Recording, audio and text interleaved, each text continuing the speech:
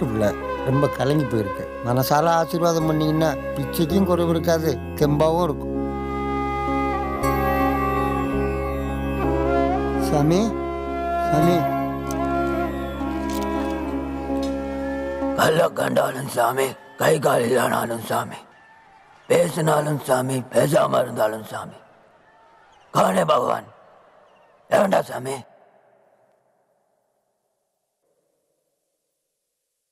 ஜன்ம கர்ம சமே திவ்யம் ஏவம் யோ வேதி தத்வதः தத்வா தேகம் புனர்ஜன்ம